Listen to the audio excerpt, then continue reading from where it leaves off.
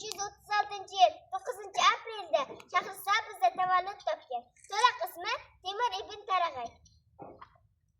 Amir Temur buyuk sarkarda va davlat arbobi bo'lgan. Markazlashgan kuchli Temuriylar imperiyasiga asos solgan.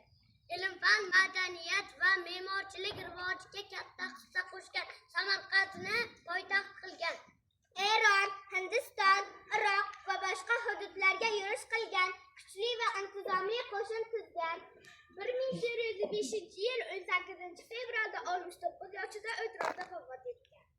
Kuch adolatdadir. Xalq roziligi eng katta boylik. Birlik bor joyda kuch bor. Ilm-fan taraqqiyot kalitidir. Har bir ishni maslahat bilan qil. Sabrsiz inson maqsadiga yeta olmaydi. Tartib, intizom, g'alaba, garovi. Amir Temur xalqimizning g'ururi, tariximizning porloq sahifasidir. Abdulla Qodiriy. Temur siymosi mardlik, jasorat va adolat timsolidir. Oybek.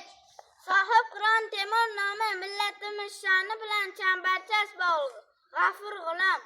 Men o'zbek o'g'loni Amir Temur, xalqim uchun yashadim bir umr.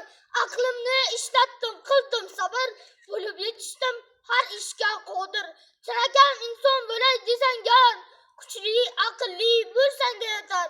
Sho'ringiz bo'lsin, yaxshilik qilish, har bolaga ta'lim, tarbiya berish. Aziz inson, qalblar aro ko'tarmoqda ruhingiz isyon. Temur bobo nomingizni yod etajakmiz, olam aro ruhingizni shod etajakmiz. Mollarda, duolarda yashab qolasiz. Ko'zni o'pgan binolarda yashab qolasiz. Ko'zga ko'chgan ziyolarda yashab qolasiz. Nasib etgan da'volarda yashab qolasiz. Temur bobo nomingizni yod etajakmiz.